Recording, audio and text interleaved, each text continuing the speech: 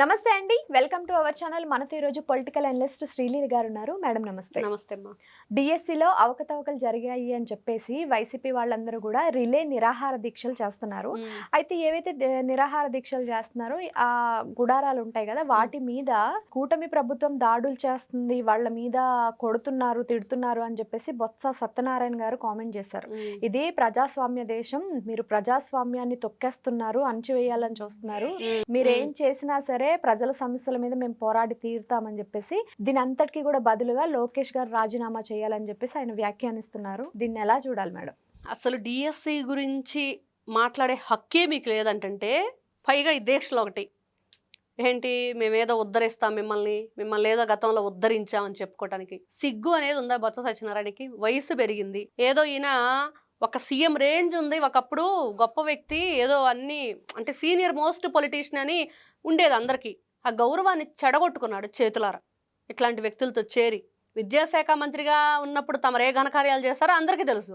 విద్యా వ్యవస్థని ఎలా సర్వనాశనం చేశారో తెలుసు. విద్యార్థుల పట్ల ఎలా ప్రవర్తించారు, అసలు టీచర్ల పట్ల ఎలా ప్రవర్తించారు. టీచర్లను తీసుకెళ్లి కరోనా టైంలో మందు బాబులు క్యూ లైన్లో నిలబెట్టే వీళ్ళకి డ్యూటీ వేస్తారు. అసలు ఎక్కడైనా మనం టీచర్లకి ఎట్లాంటి డ్యూటీలు వేస్తారు? ఎలక్షన్ టైంలో అక్కడ వేస్తారు గవర్నమెంట్, బ్యాంకులు వాళ్ళు కానీ టీచర్స్ కానీ, పేపర్ కరెక్షన్స్ లేకపోతే ఇంకొక చోట ఇట్లాంటి డ్యూటీలు ఉంటాయి. ఈ ఇదివరకటి రోజుల్లో అయితే ఓట్లు ఏదైతే కొత్తగా రాసుకోవటం కానీ, ఈ జనగణన కానీ ఇవన్నీ రాసుకునేవాళ్ళు, అట్లా టీచర్లకు ఉండేవి. ఇంత దారుణమా? మందు బాబుల్ని క్యూ లైన్లో నిలబెట్టడం కోసం కరోనా టైంలో ఖాళీగా ఉన్నారు టీచర్లు అని చెప్పేసి నువ్వు చేసిన నీచమైన పని అది. వైఎస్ జగన్ అనే వ్యక్తి నిజంగా నీకు చిత్తశుద్ధి అనేది ఉంటే ఈ రోజున మాట్లాడుతున్న నాయకులు అందరూ ఎందుకు 45 ఏళ్లకే వయసు అయిపోతుందన్న ఈ జగన్మోహన్ రెడ్డి ఇట్లాంటి వాళ్ళందరినీ ఎందుకు పెట్టుకున్నాడు? అసలు డిఎస్సి ఎవరైతే ఎగ్జామ్ రాశారో వాళ్ళు ఎవరైనా ఉన్నారు అక్కడ? ఎవరైతే దానికి అర్హత కలిగిన వ్యక్తులు, ఇదిగో మాకు అన్యాయం జరిగిందని ఎవరైనా వచ్చారా? వాళ్ళు కదా రావాలి. చేశారు కదా మేడం జెన్జీ ప్రొటెస్ట్. జెన్జీ కాదు, అది జగన్జీ. జగన్ గంజాయి బ్యాచ్. జగన్ గంజాయి బ్యాచ్ చేసింది. జెన్జీ అంటే ఏదో అందరూ మాట్లాడేస్తున్నారు, నేను కూడా మాట్లాడదామంటే ఎట్లా సరిపోయింది? జగన్మోహన్ రెడ్డి అర్థం తెలుసా? అసలు డిఎస్పీ అంటున్నారంటే వీళ్ళు పాపం డిఎస్సి అనేది కూడా రావట్లేదు.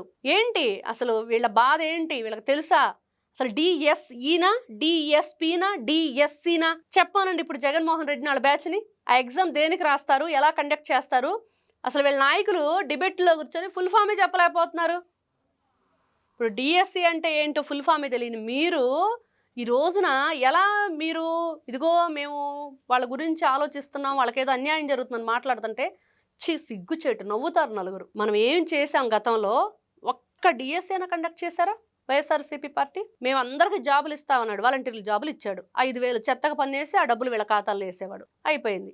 ఈయన మాత్రం ఋషికొండ ప్యాలెస్లు, ఇంకా తాడేపల్లి ప్యాలెస్లు, ఇట్లా విచ్చలవిడిగా ప్రజల ధనాన్ని సర్వనాశనం చేసేసి జగన్ రాజవైభోగాలు అనుభవించాడు తప్పించి ఈయన సలహాదారులు ఎన్నో వందల మంది, సెక్యూరిటీ ఎన్నో వందల మంది, ఇంకా చెప్పుకుంటూ పోతే వీళ్ళు చేసిన అరాచకాలు అన్నీ ఇన్ని కాదు. వీళ్ళకి ఈ రోజున ఏపీపీఎస్ ఎగ్జామ్ ఎలా కండక్ట్ చేశారు వీళ్ళు? అసలు ఆ పేపర్లో కరెక్షన్ ఎలా జరిగింది? ఎవరి చేత చేయించారు? ఆటో డ్రైవర్లు, ఇంట్లో డ్రైవర్లు, కారు డ్రైవర్లు భార్యల చేత చేపిస్తారా? ఇంట్లో పనాల చేత చేపిస్తారా పేపర్ కరెక్షన్? ఎక్కడైనా మనం చరిత్రలో అసలు విని కని ఎరుగని రీతిలో వైఎస్ జగన్మోహన్ రెడ్డి పరిపాలన కొనసాగించాడు. ఇంకా వీళ్ళకి బుద్ధి లేదు, అసలు సిగ్గు అనేది కూడా లేదు అంటే ఈ రోజున ఈ కార్యక్రమాలు డిఎస్సి అనేది పెట్టేసి ఇదిగో మేమేదో ఎవరికి అన్యాయం జరిగింది, మేమందరం ఇది చేస్తున్నాం అది చేస్తున్నాం. మీకు పని పాట లేకపోతే ప్రజాసేవ చేయండి.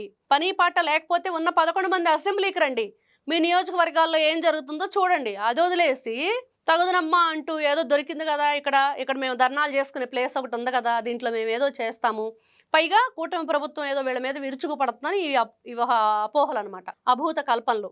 అంటే ఇలాంటివి మీరు అన్నారు కదా, ఇప్పుడు ఏదైతే వాళ్ళు నివసిస్తున్న ఆ డేరాలన్నీ చింపేస్తున్నారనో లేకపోతే వాళ్ళ మీదకి మనుషుల్ని పంపిస్తున్నారనో, అది వైఎస్ఆర్సీపీ పార్టీ అధికారంలో ఉన్నప్పుడు అమరావతి రైతుల మీద చేసిన అరాచకాలు. దాన్ని తీసుకొచ్చి ఇక్కడ పెట్టేసి చెప్పేస్తున్నారేమో, అప్పుడు మనం చేసాం కదా ఆ మాటలు ఇప్పుడు చెప్పేద్దాం కూటమి ప్రభుత్వం కూడా అలా చేస్తుందని.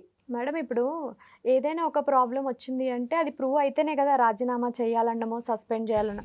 బట్ ఇక్కడ ఏంటంటే ఎలిగేషన్ వీళ్ళే చేసేసి వెంటనే రాజీనామా చేసేయాలి. అది ప్రూవ్ అవ్వలేదు, ఏం కాలేదు, బట్ వీళ్ళంత ధైర్యంగా రాజీనామా చేసి అంటే ఒకటే ఎజెండా తోటి వచ్చారు వాళ్ళు అన్నట్టుగా కూడా అనిపిస్తుంది. అంతే మరి అదే వాళ్ళు ఈ రోజున వాళ్ళు 11 మంది ఎప్పుడు రాజీనామా చేస్తారో చేయమనండి. ఈ రోజున మేము అడుగుతున్నాం ఆంధ్ర రాష్ట్ర పౌరులుగా, మీరు గెలిచి అసెంబ్లీ మీ నియోజకవర్గంలో ఏం న్యాయం చేశారు మీ నియోజకవర్గ ప్రజలకి? ఎందుకు అసెంబ్లీకి వెళ్ళరు?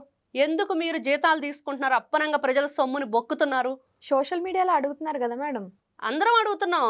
ఇప్పుడు వాళ్ళు ప్రాబ్లం ఇప్పుడు కూటమి ప్రభుత్వం ఏదైతే మిస్టేక్స్ ఉన్నాయో ప్రజల తరపున సోషల్ మీడియాలో అడుగుతున్నారు కదా. సోషల్ మీడియాలో అడగమని కాదమ్మా అసెంబ్లీకి పంపించింది వీళ్ళని.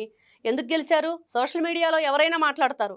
ఇప్పుడు ఎమ్మెల్యే అనేది ఒకటి ఇచ్చినప్పుడు మీరు ఆ ఎమ్మెల్యే పదవికి ఏం చేస్తున్నారు అనేది, నియోజకవర్గ ప్రజల గురించి ఎక్కడ మాట్లాడాలి మీరు వెళ్ళి, వాళ్ళ సమస్యల మీద మీరు ఎక్కడ పోరాడాలి? ఎందుకు అంతకాడికి ఇక్కడ ఈ కంటెస్ట్లు ఎందుకు, వీళ్ళు ప్రజల దగ్గరికి వెళ్ళి ఇదిగో ఓట్లేయండి అని అడగటం ఎందుకు, ఓడిపోయామని చెప్పేసి అనుకోవటం ఎందుకు? ఇదంతా ఉండదు కదా.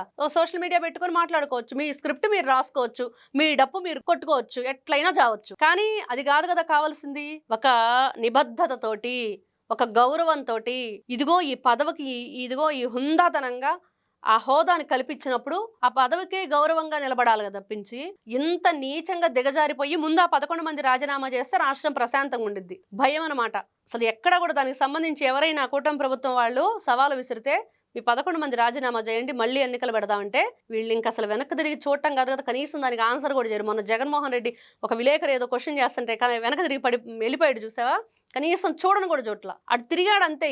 ఇంకా మళ్ళీ ఇటు కనీసం కన్నెత్తి చూసే ప్రయత్నం, భయం అనమాట. ఏం క్వశ్చన్ అడుగుతారో, మనం చేసిన వాటిలో ఏం బయటపడాల్సి వచ్చిద్దా అని చెప్పేసి ఆ భయంతో పరిగెత్తారు. అదే పరిస్థితి ఈ రోజున బొత్స సత్యనారాయణ కానీ, అంబటి రాంబాబు కానీ, ఎవరైతే దీనికి సంబంధించిన వాళ్ళు ఉన్నారో దాంట్లో అందరూ లక్ష్మీపార్వతి క్లాస్మేట్సేగా. ఎవరన్నా డిఎస్సి ఒకప్పుడు ఎప్పుడో టీచర్ ఉద్యోగాలకు అప్లై చేసిన వ్యక్తుల్లాగా ఉన్నారు తప్పించి. సరే వీళ్ళకి ఇప్పుడు పెడితే ఇప్పుడు మీకు ఆన్లైన్ సిస్టమ్ చేశారు, ఆన్లైన్లోనే కండక్ట్ చేయాలి, పేపర్ లేదు. మరి పేపర్ లేనప్పుడు లీకేజ్ ఎలా జరిగింది? ఇప్పుడు రేపు నీట్ కూడా అదే దాంట్లో పెట్టాలని చెప్పి చూస్తున్నారు. ఇలా అయితేనే బాగుంటుంది. మన కరోనా టైంలో పిల్లలందరికీ కూడా ఆన్లైన్లో ఎగ్జామ్స్ జరిగేవి. ఒక పేపర్ ప్రిపేర్ చేయటం, దానికి సంబంధించి ఆ లింక్ వాళ్ళకి పంపిస్తే ఆ పేపర్ ఓపెన్ అవుతుంది, దాంట్లో వాళ్ళు ఎగ్జామ్ రాయటం, ఆటోమేటిక్గా ఆ మార్క్స్ కూడా దాంట్లో వచ్చేస్తాయి, మనం ఏం కరెక్షన్స్ చేయనక్కర్లా. అలా ఆ పేపర్ని రూపొందిస్తారు. ఇప్పుడు డిఎస్సిలో కూడా అదే జరిగింది. మరి దాంట్లో జరిగిన దానికి ఎక్కడ పేపర్ లీక్ అయింది, ఎలా లీక్ అయింది, వీళ్ళకి ఇదే ఇప్పుడు అంది డిఎస్సీనా డిఎస్పీనా ఏంటి, ఆ ఎగ్జామ్ ఏంటో చెప్తే వాళ్ళు ఫస్ట్ దానికి అర్థం ఏంటో, ఎందుకు కండక్ట్ చేస్తారో, మరి అది రాసిన వాళ్ళు ఏ ఉద్యోగానికి అర్హత కలిగి ఉంటారో అవన్నీ కూడా చెప్పే ధైర్యం కానీ ఆ సాహసం కానీ వాళ్ళు చేయగలరా? చేయలేరు. బాధ, భయం వాళ్ళకి. అసలు అమ్మో ఇట్లాంటి క్వశ్చన్స్ మమ్మల్ని అడగొద్దని అంటారు, అసలు దాని గురించి అసలు మాట్లాడొద్దంటారు. కాబట్టి వైఎస్ఆర్సీపీ పార్టీ వాళ్ళు ఈరోజు చేస్తున్నది ఏదైతే ఉందో వీళ్ళకి అర్హత లేదు. గతంలో అసలు మాట్లాడే హక్కు లేదని మేము చెప్తుంటే వీళ్ళు దాని మీద వచ్చేసి ధర్నాలు చేసే ఇది ఎక్కడి నుంచి వచ్చింది? వీళ్ళకి ఏదో ఒక చెత్త బ్యాచ్ని అంతా వేసుకొని అంత పనికి మాలిన చెత్తనంతా ఒక చోట చేర్చుకొని ఒక అలజడి సృష్టించాలి. ఏదో విధంగా ఒక ఇబ్బందికి అక్కడ ఉన్న వ్యక్తుల్ని ఇబ్బంది పెట్టాలి. ప్రజల్ని ప్రజా సమస్యల మీద మీరు పోరాడండి అని చెప్పి అంటే ప్రజలకు సమస్యలు తెచ్చి పెడుతున్నారు వీళ్ళు ఈ రోజున. ఇప్పుడు వాళ్ళు వచ్చారంటే అక్కడ ఏదో ప్రోగ్రాం పెడతారు, అక్కడ ఉన్న షాపుల వాళ్ళందరి మీద వీళ్ళు ఏదో ఒకటి తీసుకొస్తారు, వాళ్ళకి సరిగ్గా ఏది బిజినెస్ ఉండదు. అక్కడున్న ఈ వెహికల్స్ కూడా అంతా ట్రాఫిక్ జామ్ అయిపోయింది. ఎక్కడున్నా వీళ్ళంతే ప్రజల్ని ఇబ్బంది పెడతారు తప్పించి ప్రజా సమస్యల మీద పోరాటం అనేది వీళ్ళకి తెలియని వ్యక్తులు. Thank you madam. నమస్తే.